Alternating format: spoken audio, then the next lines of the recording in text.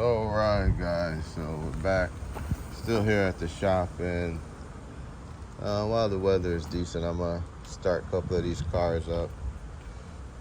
You know, it's always good to do that. You don't want to leave them sitting too long without doing that.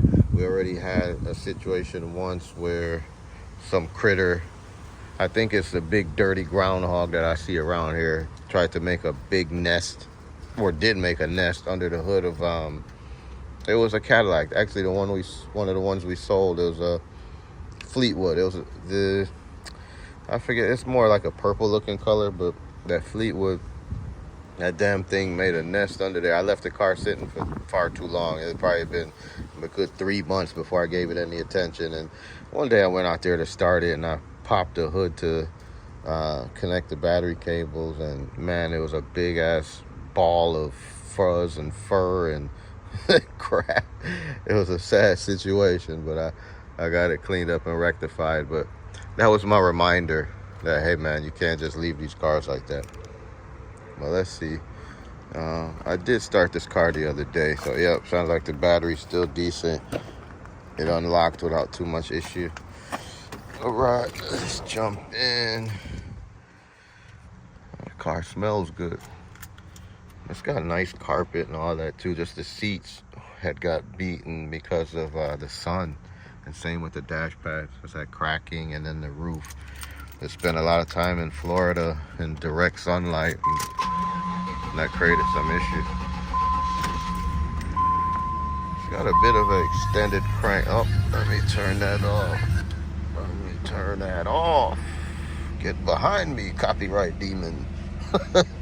But yeah. Now let's see, yeah, you see this car, it only has 158,000 miles on it. It's got a couple lights on. One of them is just the brake to shift light. One of them is the door ajar. They got the door open. And almost all of these end up with this traction control ABS light. One of the wheel speed sensors is bad. But I don't know why it has a red brake light. I think maybe the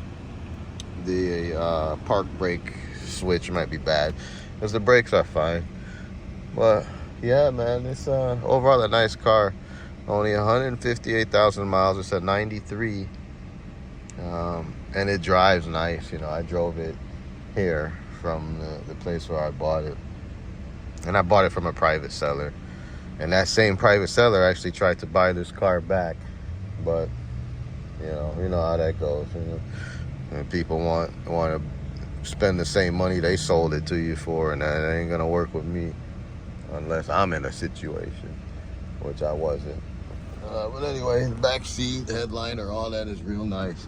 And this car, the frame on it is really nice, which is good, and the floors and all of that.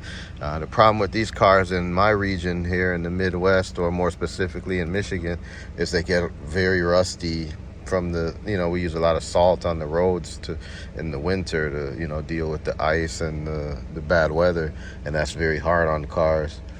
Like the bottom of these doors, all of that stuff is good. These door jambs normally have some rust and crust, and likewise with the frame, but not with this one. It's just very light surface rust, and it has a strong engine and transmission.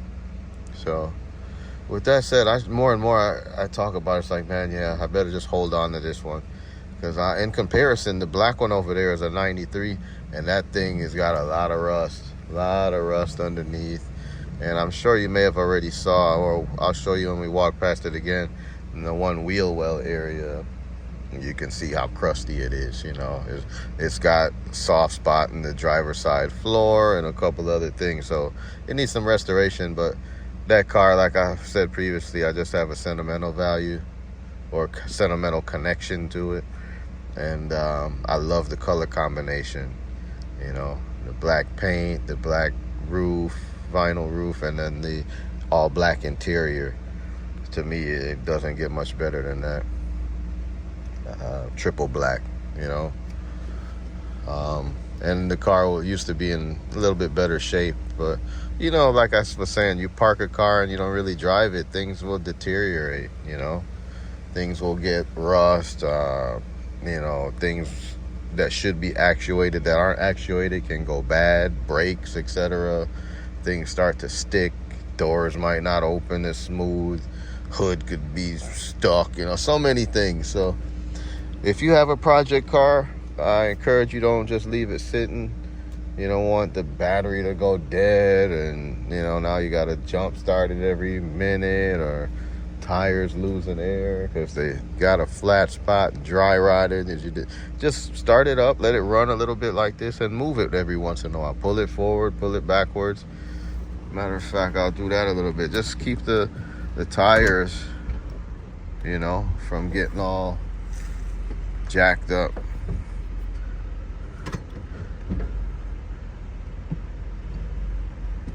And I want to drive this car. You see that, and you know what? That's what I might do, because that's one thing I had planned for last year, is I was gonna just get some decent wheels and put on here and cruise this in the summertime. It's like my daily driver to take it to work or something. I wasn't gonna put hydraulics on it, but this is a good candidate for that, being as though it's solid. You know, the frame is solid and all of that. The body is solid. You don't really want, like, for example, that black one over there, that's not really a good car to put hydraulics on unless you totally restore it. So the body will start to flex. You know, the floor is already compromised and probably some other structural pieces. And you put high power hydraulics on there and that car starts twisting and moving, you're gonna buckle your quarter panels, you're gonna, you know, doors won't open right, sunroof may not open anymore, you know, you can run into problems. So if you're out there thinking about low riding, start with a solid car. That's my recommendation. Solid body for sure, you know. But yeah, so just starting it up. So let's see, I think we let this thing run for at least 5 minutes. We'll shut it down now and go give the Acura a start up. Let's see how that bad boy is doing. That car I know is gonna start no problem. It always does. After all, it's still pretty new, you know. And when we got that thing, we fully charged the battery. So, and it doesn't have anything that's draining it down. Check this out. I like this about this. Anytime you unlock or lock it, the mirrors fold in and out. See that? I mean, and the perimeter lighting and all that comes up. I guess most new cars have that, right? But I drive old beat up cars, so I'm not used to that. That's like luxury to me. Yeah, you know what? I really should get the vacuum cleaner, because this is a shame to have all this crap in there. The other day I was in here messing around and I found a CD in here, or somebody lost their church music back from 2007. I couldn't just throw it away, you know. But all right, let's hop in. Yeah, I need to do something with this airbag too, because airbag's not in there. I hate looking at that. I have one here. I could just stick this bad boy right here for the time being. That looks better. After all, I'm not going anywhere. All right, and she starts up. Nice splash screen, nice little sound there. Let's see. How do I turn that down? Yeah. Oh. Get behind me, copyright demon. Yeah. I don't really want to show the map. Okay, that's fine, because it's not all zoomed in to my exact location. But there you go. It's got the nice navigation. Gotta take a look at it. I got a couple of the lights to go off. It's got a bunch of lights on the dash. Obviously, it was in the accident, but it had tire pressure issue. We fixed that one. I forget what else. The washer fluid one we can easily fix, but we have to put some fluid in there. The one that's I'm a little bit thrown off on is this trunk open, because the trunk is closed. Doesn't seem like it's a little bit loose or anything.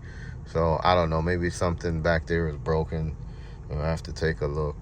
But man, the car, it's hard to tell, but just sitting in here, man, this thing runs so smooth. I'm not used to that. You know, I drive a pickup truck and that thing is kind of choppy. You know, it's not running the best. But yeah, the car is nice, although like I said, it's not a brand new car, but it's got a lot of new car features, right? So some of the buttons here. This LDW, I believe that stands for lane departure warning. I don't know how it's set up on this car, but on a lot of cars, what that does is if you start to get outside of the lines, it'll like vibrate the seat or the steering wheel, or maybe both, to help, you know, jog you and let you know, oh man, I got to get back in my lane. And in some cases, it can automatically correct, right? If it can pull you back into the lane. The other one next to it, that P, I believe that's park assist. You see the P, and then I think that's supposed to be like one of those orange cones. Park assist. And next button next to that looks like traction control disabled, so you can turn the traction control on or off. Usually you want to turn that off if you know, maybe the car is stuck, some mud or something, or well, no, that's when you kind of need it. But maybe, who knows, you know, when you're trying to, you know, squeak the tires or something. And CMBS, that one I'm not sure. What is that? That might have something to do with the fact that this has that rear steer. So this has like some kind of four-wheel steering. So I'm guessing that's maybe for that, if you want to turn that off. And let's see, steering wheel switches, bunch of stuff here to control the phone, the radio, and I don't know, that wheel probably controls a bunch of stuff. On this side, I think one is lane keep. I don't know what that other one is. I don't know all these symbols because I'm not that close to this stuff anymore. But this other stuff is for like cruise control and maybe some other things. But I was taking a look. I was like, okay, it's got heated seats, but this thing also has got cooled seats. When you see the fan symbol, so it's got heated and cooled seats. It's got a sport mode. I mean, bear with me, guys, because it's filthy. We will clean this car up eventually, but right now it is still in a very dusty, dirty state. Here's the one compartment I told you guys I put back in. That whole thing was flopping down. I need to try to figure out how to mount this back up, because this is like a camera. This is a camera for the lane keeping. It kind of looks out the windshield, but I don't know if there's some pieces missing or what. I do have a bunch of miscellaneous trim thrown all over the car, but I gotta figure that out and put that back together. But like I said, that's like, those are the things that you do way after the fact. Right now, my main objective is to get that wheel corrected, so the mechanical aspect, then we'll get to the cosmetics. But I don't know, just wanted to start it up and show you guys some stuff. Yeah, the knee bolster airbags on both sides needs to be replaced. There is at least one airbag in the back that looks like it could be the bolster airbag. For what side, I don't know. Maybe that one has been replaced already, so maybe the one that's back there is this one that goes under my feet. And I believe the curtain airbags have been replaced, but all of this trim needs to go back into place the right way and be cleaned up. There's a lot, you know, whoever was working on it looked like they worked on it with greasy hands and just didn't care. It looked like they were eating in the car. Maybe that was the original owner. They got so much like little dust and grime. Like although the car is a nice car, it looks like they weren't really clean, you know, the cleanest of people, you know. You know how that is. Some people just live nasty in their car, you know. I could tell you some horror stories from when I was a dealer technician, and when people would come in for service on their car, and you run into some real filthy interiors. But, oh man, I won't even go there. But anyway, guys, I think we've had this thing running for a while. This car feels so good, I don't even want to get out of it. So I'm just getting comfortable here, talking you guys to death. But should we toggle through any of this? I don't really know much about what settings this thing has.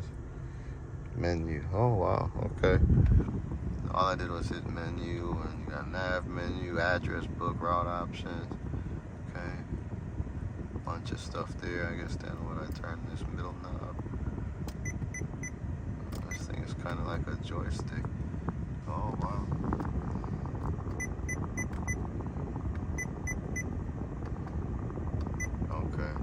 Okay, so I guess that's the menu for the nav. We don't want that. Let's go back.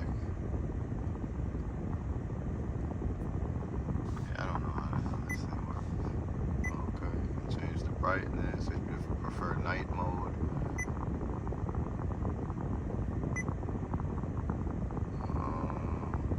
I guess you can turn it all the way off. And day mode, okay. Settings, what we got in there? Okay.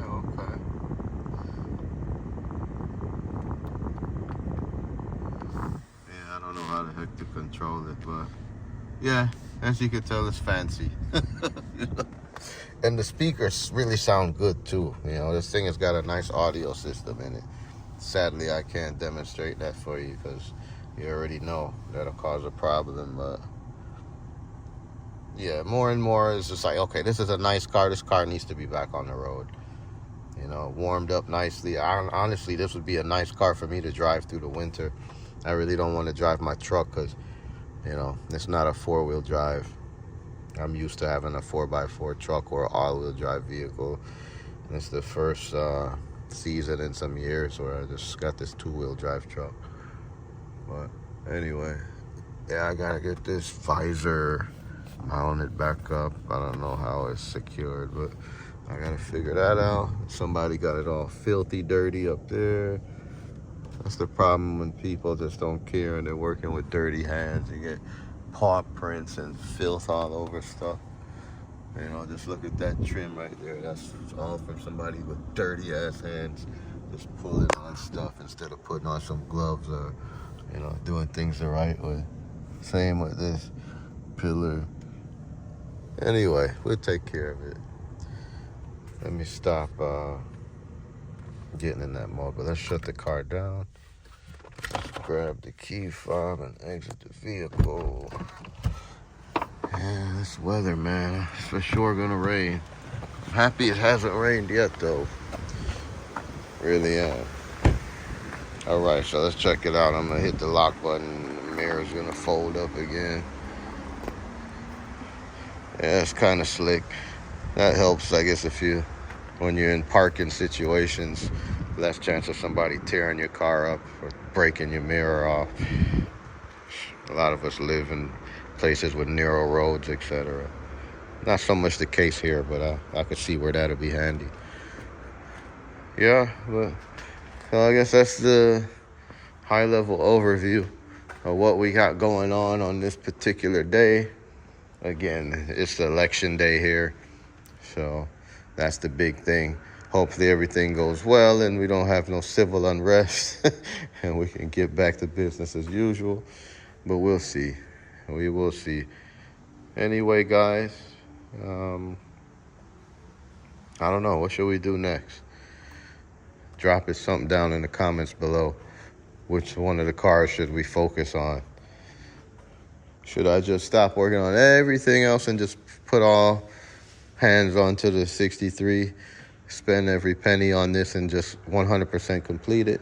Or continue like I'm doing and kind of, you know, this thing is far enough along to where now I can jump on the Acura and jump on the Fleetwood, you know, jump on the other 63, mess with a little bit of everything.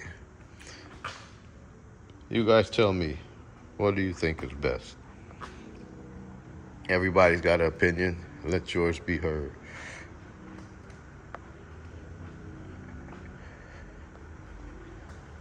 I don't know. I really like this 63 though. Came out pretty good. Anyway, let me stop rambling on and on and on. I hope everybody is having a great day out there. This is your host, Shawnee C. at Motor City Customs. If you're new here, please subscribe to the channel. If you're not new here, what are you waiting for, man? Join the channel, become a member and get access to some of the exclusive perks and in turn support me, you know? Or just hit the like button, that's good enough. Just your view is good enough. Appreciate you for being here. And just stay tuned. Like I said, we're trying some different things, but all in all, it's all car content. We're not changing that. That's our core. We're just trying to find a way to grow and reach more of our like-minded brothers and sisters out there. So help me with that by sharing this out. Tell your family and your friends. And yeah, come around when you can, you know, pop in, make yourself visible, let us know you're here and supporting the channels. Don't just be in the background, not saying anything. Don't just be one of those people who's just checking things out and not subscribe to the channel. Go ahead and subscribe. It's free to do, and it doesn't hurt you. I mean, you can spend money if you want to support the channel. By all means, we appreciate it. You have many methods to do that. I won't even get into that because we don't cyber beg. But just know that if you are one of those people in the position to, and you want to see us climb and reach higher heights, do what you can to help us along the way. And let me just wipe the camera off. It's bugging me. I should have done that a long time ago. Yeah, that's a little better. Damn. But anyway, guys, that's it for now. I'm not trying to rant and rave. We'll be back with more content in the very near future. But that's it for now today on this fine day. It's November 5th, Election Day. Take care, everybody. Be safe out there. And if you haven't already, get out there and vote. The polls close at 8 p.m. Be safe. Peace.